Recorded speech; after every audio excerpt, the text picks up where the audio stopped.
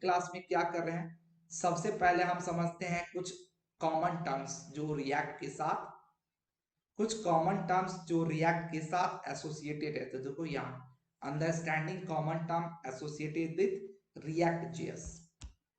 कौन कौन सा टर्म्स है देखो।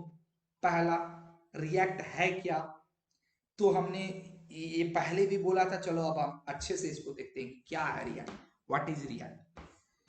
तो रिएक्ट क्या है हमारा, React is an open source front-end JavaScript library for creating user interface और UI modules।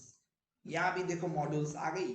अब हमने अभी देखा था कि रिएक्ट मॉड्यूल्स देखा, तो रिएक्ट क्या एक ओपन सोर्स है। ओपन सोर्स करने का मतलब फ्रीली अवेलेबल है, कोई भी इसको यूज कर सकता है, इसको कोई भी इसमें चेंजेस कर सकती है, कर सकता है।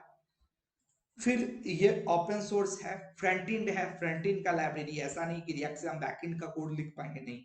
फ्रंट एंड जावास्क्रिप्ट का एक लाइब्रेरी है, ये ना फ्रेमवर्क है ना लैंग्वेज है, एक लाइब्रेरी है जिसका यूज हम यूजर इंटरफेस या यूआई मॉडल्स को क्रिएट करें। कि हम यूजर इंटरफेस, अब समझ रहे हो कि यूआई यूएक्स जो होता है, तो यूआई मॉडल्स को क्रिएट करेंगे। तो यहाँ पे यूजर का हम इंटरफेस क्रिएट करते हैं मल्टीपल मॉडल्स में करते हैं। अब कह रहा है, did you notice there is a crucial term I have mention which is library institute of framework. कि आपने क्या ये गौर किया कि हमने यहाँ पे लाइब्रेरी बोला है, फ्रेमवर्क नहीं। People often often get misunderstood about that. अब हमने फ्रेमवर्क का तो बहुत अच्छे से देख लिया कि क्या the key difference between framework and library lies in terms in version of control. When we use library, you are responsible for the flow of program. You pick when to call the library. When you use a framework, the framework is responsible for flow. Angular is a framework of JavaScript, Django is a framework of Python, but React is not. तो हमने देखो यहाँ से हम last time हमने Facebook वो company थी जिसने रिएक्ट को लाया और रिएक्ट को उसने मेंटेन किया।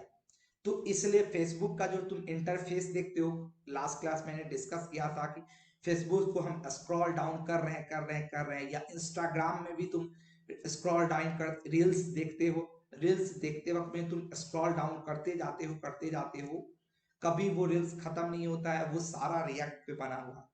चाहे हम इंस्टाग्राम की बात करें, चाहे वो फेसबुक की बात करें, उसकी जो ऐप है बनी हुई या उसका जो वेबसाइट बना हुआ है वो रिएक्ट से बना हुआ है।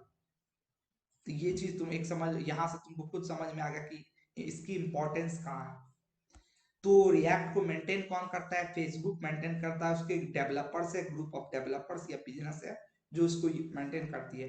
रिएक्ट का यूज क्या है, रिएक्ट में be use as a basis for creating single page web application और मोबाइल एप्लीकेशन। रिएक्ट का काम क्या है, तो रिएक्ट का यूज होता है single page application, web app या मोबाइल ऐप बनाने के लिए। मोबाइल ऐप का बनाने के लिए हमने बताया था इनिशियली कि डायरेक्टली रिएक्ट तो नहीं होता है, बट रिएक्ट नेटिव यूज होता है मोबाइल ऐप बनाने के लिए। तो अगर हम रिएक्ट की बात करें, इससे हम वेब ऐप बना सकते हैं, और रिएक्ट पे ही बेस्ड, रिएक्ट के ही कंसेप्ट पे बेस्ड हमारा एक फ्रेमवर्क है रिएक्ट नेटिव, जिसका यूज करके हम क्या करते हैं, मोबाइल ऐप बनाते हैं। तो अगर तुम रिएक्ट पढ़ लिए तो तुम्हारे लिए 95% इजी हो जाएगा तुम्हारा रिएक्ट नेटिव सीखना, क्योंकि उसमें सारा कुछ वही है, सिर्फ उसकी कुछ कुछ क्या होगी, टैग्स चेंज हो जाएगी।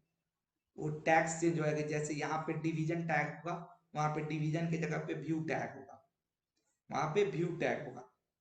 तो ऐसे कर करके बड़ी चीजें चेंज होगी, बाकी उसके अलावा सारी कुछ सेम रहने जा रही है। तो ये है रिएक्ट का थी इंट्रोडक्शन। उसके बाद डॉम क्या होता है, लास्ट टाइम भी हमने डॉम देखा था। डॉम क्या होता है, डॉम क्या है, डॉक्यूमेंट ऑब्जेक्ट मॉडल, एक प्रोग्रामिंग इंटरफेस है एचटीएमएल डॉक्यूमेंट के लिए। ये रिप्रेजेंट करता है पेज को। हमने पढ़ा था जब डॉम ये पढ़ रहे थे हम लास्ट टाइम जावास्क्रिप्ट डॉम के अंदर डॉम, तो हम बोले थे डॉम क्या करता है, हमारे पूरे एचटीएमएल के फाइल को एक डॉक्यूमेंट मान लेता है। ये मान लेता है कि ये एक डॉक्यूमेंट है। अब इस डॉक्यूमेंट के अंदर में जो भी चेंज करना है उसके लिए अलग अलग डॉम की फंक्शंस है, फीचर्स है, ये सारी चीजें।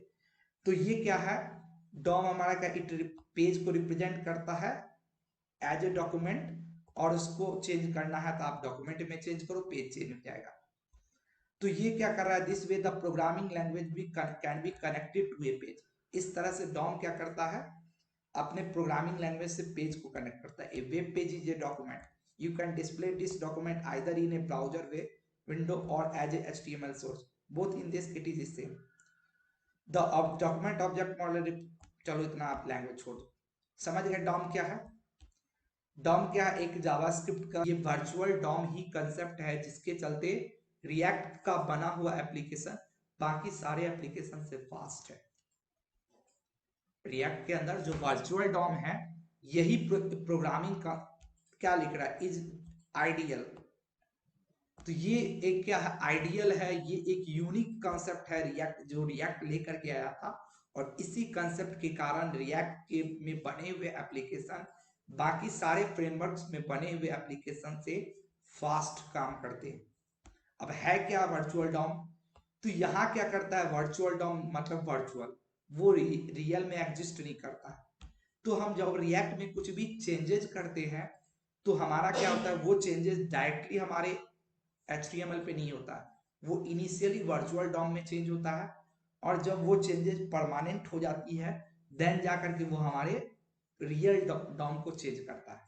तो वर्चुअल डॉम है क्या, एक तुम्हारा हाइपोथेटिकल, एक माना हुआ, हाइपोथेटिकल मतलब क्या, माना हुआ है कि फिजिकल लेयर डॉम जो है हमारा, उसके ऊपर एक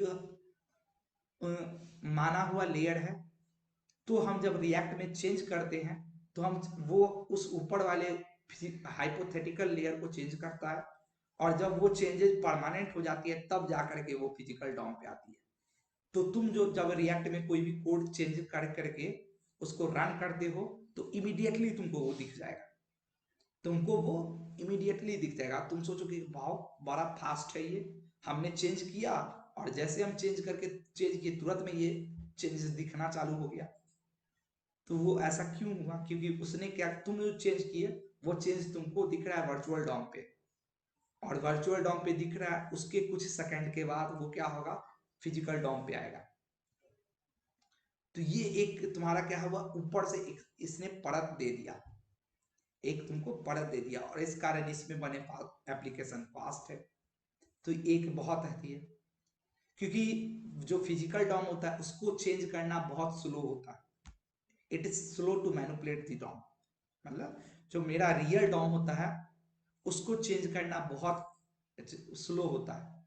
इस कारण हम क्या करते हैं, हमेशा वर्चुअल डॉम को यूज करते हैं, और उसके बाद वो चेंज हो जाती है, उसके बाद वो थोड़ी देर बाद फिजिकल डॉम पे आती है या रियल डॉम पे। क्लियर है।